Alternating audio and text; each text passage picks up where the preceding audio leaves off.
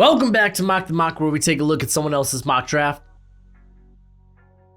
And I'm mocking, giving you my views, thoughts, and opinions. And what's crackalacking is your boy, Broshmo. Just in case you did not know, so go ahead, become bro and subscribe. Leave this video a thumbs up if you enjoy the content. As always, let me know what you think in the comment section below, where we have that beautiful football discourse. Let's go ahead. Get into this sucker. This is Sports Illustrated. They put out a 2-rounder just the other day, just yesterday, I believe. And this is via Luke Easterling. So let's do it. Current draft order. Let's go. Marvin Harrison going to the Cardinals. So yeah, Cardinals, if you don't think they're going quarterback, they're going to stick it with Kyler, then yeah, you're going to take the best non-quarterback prospect available. That is Marvin Harrison. No need to go into it much further. Now the Bears will have back-to-back picks. I imagine we go quarterback, and I imagine Olufashanu probably the next pick. Maybe they throw curveball and you go with a defensive prospect. So they take Drake Maye. So maybe Dane Brugler got into Mr. Easterling's head here, and because he officially in his newest big board had put Drake Maye at Caleb Williams, which I'm fine with. I think the gap is close now. So I'm more curious what pick 2 is going to be. Oh, excuse me. They go Olufashanu. Okay, that's kind of the safe choice. This turns Braxton Jones into a swing tackle. That's fine. You improve the offense immensely. I kind of think that's the right way to go if Marvin Harrison's off the board.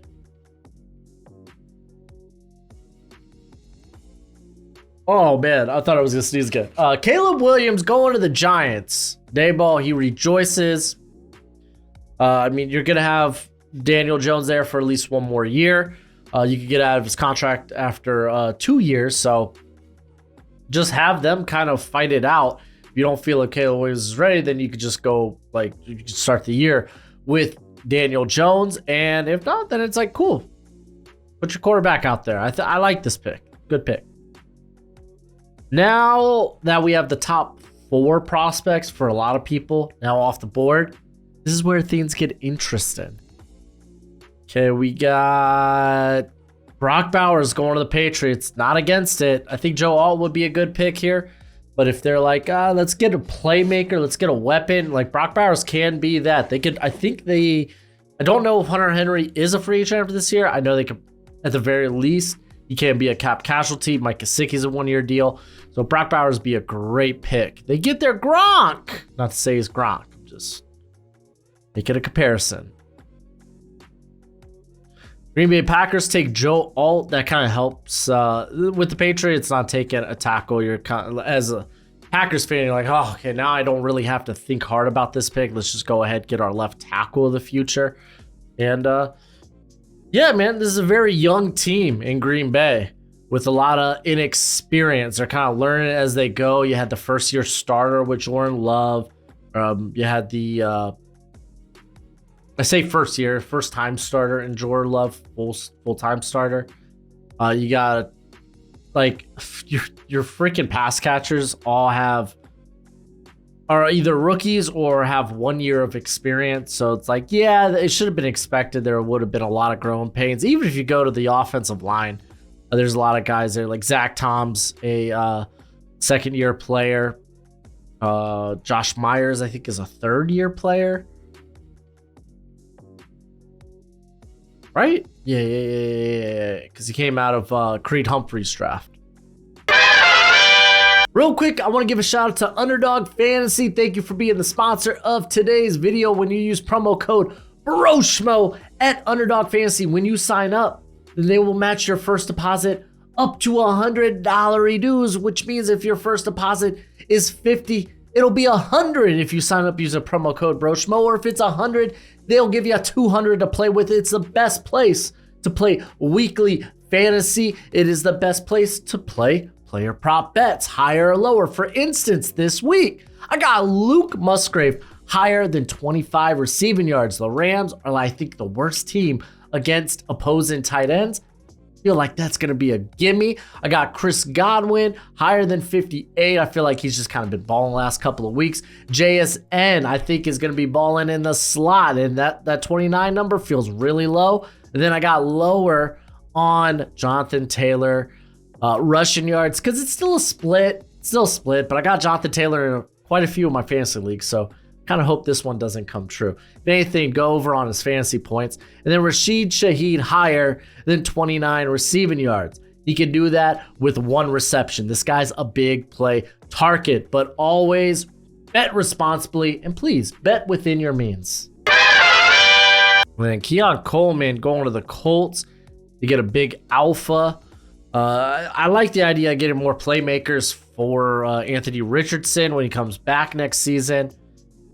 Makes sense to me. Colts, they could do a lot of different things with this pick. It's kind of like just take the best player on the board. Las Vegas Raiders take Shedeur, quarterback 3. Ooh, haven't heard Shedeur's name in a first round mock in a little bit. I mean, if you're looking for a little bit more youth at the quarterback position, then Shedeur, JJ McCarthy, those are probably the 2 names outside of the more veteran players here, like a Bo Nix or a Michael Penix. If you're the Raiders, I mean, they just fired Josh McDaniels. You got to imagine they're in tank mode. They benched Jimmy G, so yeah, I'm assuming they're kind of hoping to get a quarterback out of this draft class. Denver Broncos go Kool-Aid McKinstry. Ooh, this one's a little interesting. I'm going to read this one. Patrick Surtain is one of the best NFL corners, but the Broncos need an upgrade across from him. There's not an elite left tackle on the board like Shanu or Alt. Denver would be wise to grab the top corner in this class in Kool-Aid McKinstry, who also brings value as an explosive return man. Well, I mean, they have an explosive return man in Marvin Mims, but yeah, no, I think the Broncos, if they can't go quarterback, you kind of open the book to whatever, just take the best player off the board. Rams go Liatu Latu. Again, really the only thing keeping Liatu Latu out from most top 10s in mocks is probably the neck injury. Imagine that's the biggest red flag with him. The biggest concern when it comes to him. I mean, he's played essentially 2 full seasons since the neck injury, or at least since being cleared. So maybe it's a thing of the past, man. He's been really good this season. I think he has one of the top 5 pass rush win rates in the class. Washington Commanders go JC Latham. Here's tackle 3. So yeah, I've kind of talked about they can move on from Charles Leno. Getting a left tackle of the future, that's kind of nice. Sam Howell looked really good this past weekend against the Philadelphia Eagles. Hopefully he could stay away from like creating sacks. But I mean, let's not act like it's all on Sam Howell. Like, the offensive line has been a huge problem.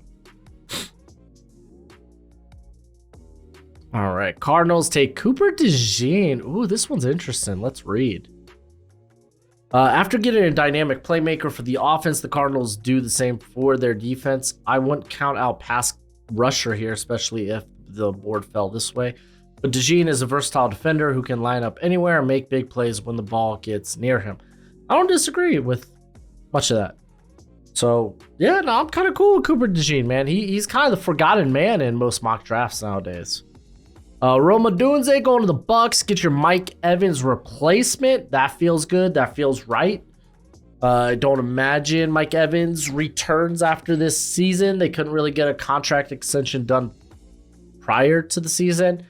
So maybe they kind of just let him go and they're like, yeah, we'll go ahead, and we don't think we'll be in place to take a quarterback, which quarterback's totally on the table for me at this pick for the Bucks. But maybe they're content.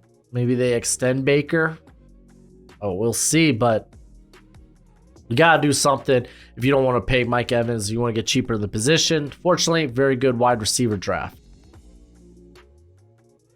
Los Angeles Chargers take Dallas Turner, so they add more pass rush. Read this one. Chargers could go any number of directions on defense here, but the best value comes from the deep edge group. Turner is making the most of his chance to shine as a full-time starter this season and has the athleticism, explosiveness, and versatility to be a star at the next level. Very interesting.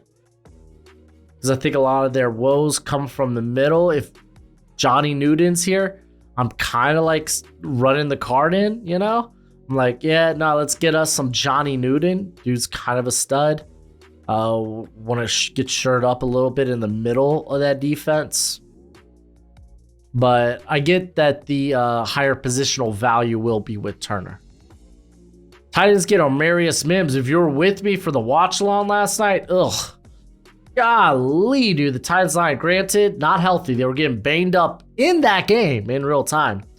But they were unable to really keep pressure from getting to Will Levis. The line does need to get better. And I think it can start here with Mims, who I think is going to have a big last quarter of the season, as hopefully he's going to be playing there tomorrow against Mizzou. The Saints take Malik Neighbors, just weapons on weapons on weapons on weapons, and you keep the LSU boy here in Louisiana. So I don't mind it, but I kind of want to read it. Offensive line is a bigger need, but if Neighbors is still on the board, he'd be tough to pass up on. The Saints need an explosive pass catcher to pair with Chris Olave. Like, what is Rashid Shaheed just like chopped liver? Like, I get it, like Rashid Shaheed, you know, big play threat, but he's been playing really good football. Let's just not act like he's just some nobody. He's just some guy in the rotation. Like, I like the Neighbors pick, gives you some after the catch ability, but like, Rashid Shaheed's going to be a big part of this offense going forward. He's a big part of the offense right now. Jets take Patrick Paul. Me, I'm not this high on Patrick Paul. I get some other people are, so kind of is what it is. I don't disagree with the Jets' need on the offensive line, particularly at tackle. Bengals going with Chop Robinson is very interesting. Let's read this one. Offensive line, wide receiver, and tight end will all be priorities here. Which, I mean, I think you could still go offensive line. Telenise Fuaga, I think, would be a very fun pick here. Now, considering, you know, Brock Bowers not on the board, don't expect him to be here at 18. And all the top 4 wide receivers have all gone. So I think Fuaga would probably be the pick for me, but let's keep reading. But if the board falls this way, the Bengals would be wise to grab a better value pick for the edge of their defensive front. Robinson has an explosive first. Okay, then they talk up Robinson. Because, I mean, they just drafted Miles Murphy last season. I mean, they got a ton of guys on that edge. Like, go from Hubbard to Hendrickson. You got Osai. Like, I just think edge, that's kind of where a lot of their talent is. And this pick doesn't really help. JJ McCarthy going to the Falcons. Hey, man. The hate for veteran, like the older wide receivers, your Michael Penix and your Bo Nix, it's kind of a real thing, man. Some people are thinking the NFL might see those guys more as day 2 prospects. So be on the look for that. But JJ McCarthy has a chance to really, like, if he has big games against Penn State and Ohio State, I think he just turns that draft stock. Like, yeah, now you're a top 10 guy. I kind of think that's where it's at. But McCarthy's been impressive this year. Falcons do need a quarterback. That's kind of like the last piece of the puzzle offensively. Jared Verse making it here to the Vikings. I would take a swing on the quarterback, but I understand, you know, maybe they're not high on those veteran options. So Jared Verse, I mean, Danielle Hunter's probably gone. Marcus Davenport's a 1-year deal. He is back on IR. So if you want to grab more pass rush, Verse here would be an excellent value. I'm still pretty high on Jared Verse. So again, I just like the value here of that pick. Pittsburgh Steelers go Kalen Keene. Listen, everybody loves this. Everyone loves the idea of pairing Joey Porter Jr. back up with his former teammate, Kalen Keene. Excuse me for a second. Oh man, it's starting to get colder here in Arizona, and now the nose is running a little bit. But yeah, everyone, no one's gonna disagree with this really. Like everyone understands corner's kind of a position that they need to address. Shoot, they had stinking Darius Rush out there last night. Dude played some free safety too. Kind of wild. Granted, it was kind of in prevent defense. Got the Houston Texans. Johnny Newton's just excellent value. D'Amico Ryan would love this pick. Like he would look at this and be like, "Oh yeah, man, I like stopping the freaking run." And Jazad Newton would do exactly that and bring you a nice penetrator. Honestly, that's kind of the best. This is the ideal pick for the Houston Texans. All right, San Francisco 49ers. There, hey, you got Talanisa Fuaga there. That'd be a great pickup. Guy with some good movement skills for a big man who is extremely powerful. That would kind of be their Trent Williams at right tackle. Not to say that he is a Trent Williams caliber player. Could be, maybe, but just to say that you sure up that position with someone who is uber powerful. Remember, I mean, this Kyle Shanahan offense has incorporated many more power concepts since Mike McDaniel left. Buffalo Bills take Cam Kitchens. We've talked about the Bills potentially taking a safety, trying to get younger at the position. DeMar Hamlin hasn't played a snap this year outside of, like, I think some special teams against the Dolphins. Taylor Rapp's, I think, a 1-year deal. And then, of course, you got your starters in Poyer and Hyde. Hyde, I think, is a free agent. Poyer is on a 2-year deal. So, yeah, I could see them maybe trying to get younger at that position. Listen, I know you love the NFL draft as much as I do, and you're going to want a nice hefty watch list of players during this college football season. Well, go ahead, check out my draft guide. You can purchase it for only $30 by Venmoing or PayPaling me. Links in the description. It's a one-time payment and you get it for this whole draft cycle and forever and always. Technically, it's a Google spreadsheet. So send me your email when you send the payment. I'll get you hooked up. You will see my current prospect rankings and big board, my full evals. And guess what? It updates throughout the whole draft cycle. So it's a great purchase and it's a great way to support the channel. At 25, the Seattle Seahawks take JT Tuimoloau. Oh, they get more edge help, but I mean, boy, Mafi's starting to emerge. Maybe if they don't feel good about the guys behind him, I think Nwosu is gone after this season, potentially. You got Derek Hall, who's a rookie, developing. Taylor's more of a rotation player anyway. They bring in Leonard Williams as a 1-year rental, but he's more of an interior guy.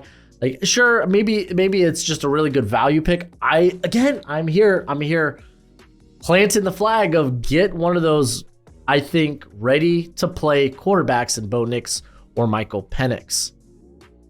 Emeka Ibuka going to the Cowboys feels real nice. I mean, it feels real nice.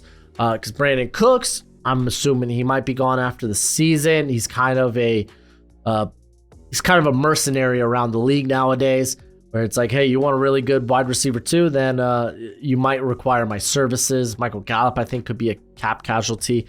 Emeka Ibuka is kind of the next tier of wide receivers in this class. Jacksonville Jaguars go with Graham Barton. They did just bring in Ezra Cleveland, though, at a cheap cost. So if he's not really that good this season, maybe they grab Barton here to be that guard opposite of Sheriff, though Sheriff is a guy who's had notable injury trouble. So grabbing more depth of position isn't a bad idea either.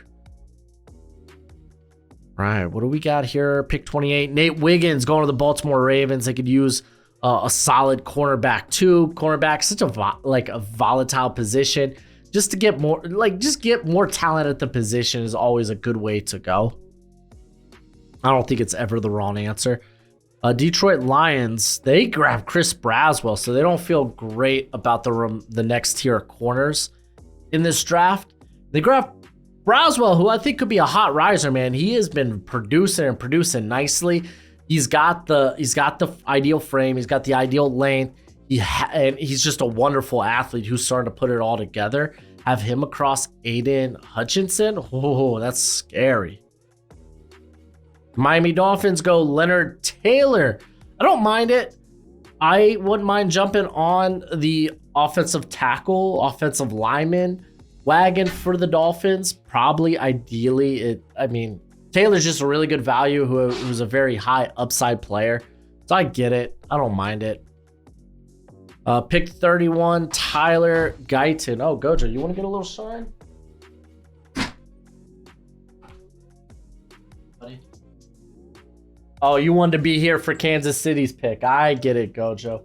I get it. Y'all grab Tyler Guyton. You like Guyton? I don't like Guyton in the first round just yet. I could be there though by the end of the process. Who knows? We still got a ton of time between now and the draft. They do need tackle help. That's kind of ideal. I get it, Gojo. Yeah, I'll hear mouth it off. Here, you want to come tell the people your opinion on it? You want to tell the people your opinion? Oh, here, tell them, Gojo. Tell them. Do you like this pick? Being the resident Chiefs fan, he's walking out. He hates it. But Guyton's solid. I'm just not there yet when it comes to first round talent. I know a lot of other people are though. Brian Thomas has been getting a lot of love recently. I'm just saying, first person to talk about Brian Thomas might have been me. I didn't see any other people talking about him, but I got him in that top 50 area. I think he is very similar, but to Troy Franklin in terms of where he's at. Like, he's still kind of learning the nuances of route running and being very crafty in that regard, but he has better size, at least weight, than a Troy Franklin. And I mean, I think this dude, like, we could be talking about him in the first round when it's all said and done, or at the very least, he's got eligibility. If he stays, I think he's first round talent in 2025. But let's go ahead. Let's take a quick gander at this second round. So we see Cardinals take Braylon Trice. That's nice. Tez Walker getting some love. I'm not there yet with Tez Walker, not even as a day 2 player yet. I want to kind of see just some more of him. I'm just so glad that the NCAA allowed him to play, because it was so dumb for them to be like, oh no, man, he transferred to 2 different schools. He shouldn't be eligible to play this year. It's like, shut up, dude. Dude didn't even play for, what was it, North Carolina Central or something. Troy Franklin to the Giants. So I like that with the pairing of your quarterback. Grab some more talent for him. Pairing him up with Jalen Hyatt and such. Quinn Ewers, Patriots, you kind of get an escape option here with stinking Mac Jones back there, quarterback. So I don't mind that. Landon Jackson, I actually just did an eval on. Is he going to be around this area for me? I might be a little lower on him. There's still more I want to see, but I get why a lot of people love him. Intriguing size, very smooth athlete. He was a highly recruited prospect. Don't look at Arkansas and think this is some just 2-3 star recruit. Like, this cat was formerly like an LSU prospect, like 4-star, highly recruited. So yeah, Landon Jackson's definitely very interesting. Kalen Bullock would be a phenomenal pick for the Packers. Tackle help, Jordan Morgan. Interesting pick for the Raiders. I'm actually more shocked that we haven't seen a Michael Penix or a Bo Nix yet. I kind of want to speed through this thing to see if it's done. And I bring that up because Saints take Jaden Daniels. Apparently the Saints are only taking LSU receivers. There's Bo Nix going to the Rams here at 41. I think that would be wise. That'd be nice, but I think he's going to go higher than this. Jatavion Sanders is like a favorite round 2 pick for the Commanders, so it doesn't surprise me that he goes here. If they can't get Brock Bowers, they'll get tight end 2 in this class, apparently. Denzel Burke to the Colts. Colts could use more talent at the corner position. We see the first linebacker off the board in Barrett Carter here. For the Buccaneers, Lavonte David is up there. Terran Arnold's a guy that's moving up a lot of boards. Be on the look for him. Phenomenal athlete that's starting to put it all together. Troy Fatanu out of Washington. Some people look at him as the top guard. I'm still there with Cooper Beebe, but he has played really, really nice. Currently playing tackle though for Washington. I mean, he's their best offensive line player. Doesn't surprise me that he's playing tackle right now for him. Xavier Leggett's such a fun pick for the Texans. It truly is. You get this big-bodied speedster. Oh. Jeremiah Trotter going to the Eagles. Shouldn't shock anybody. It shouldn't. Oh, we got his son. Haha, we're just like the Pittsburgh Steelers. Jalen Polk, I think, yeah, it's probably close to that top 50 range. Bengals get him, so being able to snag a receiver with likely T. Higgins gone after this year. Green Bay Packers take Mason Smith. I suspect that might be just the best player available. Michael Penix going here at 51.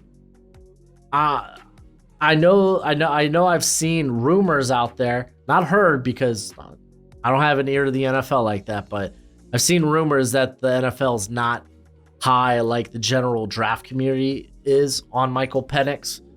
So maybe him on day 2 here could be the thing. Man, we've seen so many quarterbacks go in this, like, let's say top 51.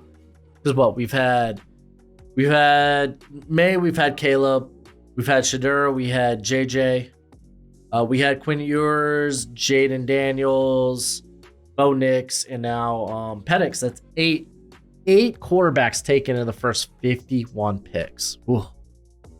Mari Lasser going to the Falcons, so they grab a corner to pair up with AJ Terrell. I like that. Chris Jenkins to the Browns.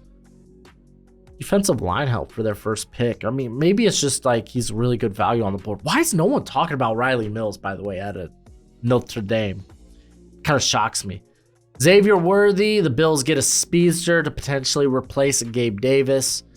Tyler Nubbin at safety for the Niners. Ooh, I'd be more willing to go corner. I mean, especially look at this next pick, Dallas. They take Josh Newton. So I'd be more willing to go corner for the Niners, but Nubbin might be the best player on the board. Jack Sawyer, this feels early, I guess, for him, just because I say just because the production hasn't been there for him. Brandon Dorless, I'm a big fan of. Love to see him in Baltimore. Jags grab Malachi Corley. I mean, he'd be playing in that slot. He's more of a running back, I think. I'm thinking he might go the way of Antonio Gibson and move to running back. The Dolphins get Kingsley Suamatea, who, I'm not gonna lie to you, I'd probably take him in the first round for the Dolphins. I'm that thirsty for offensive line help for the Dolphins. There's TJ Tampa for the Detroit Lions. A.D. Mitchell goes here for the Chiefs. And Galen Carson, I get it, man. He got blown up by Keon Coleman, but he should be still in this day 2 mix. So very interesting 2 rounds. Trying to think of people maybe left off. I think Riley Mills, maybe Cooper Beebe are kind of the big names. No running back, by the way, in these first 2 rounds either. That's kind of funny. LOL. The linebacker I'm high on, Danny Stutzman, and the one that a lot of people are starting to really like, Edgerrin Cooper. They don't go in this first 2 rounds, and we only see Barrett Carter. So that's interesting as well. But that's it for the video. Go ahead, do that YouTube thing. And as always, until next time, you be easy, my friends. Later.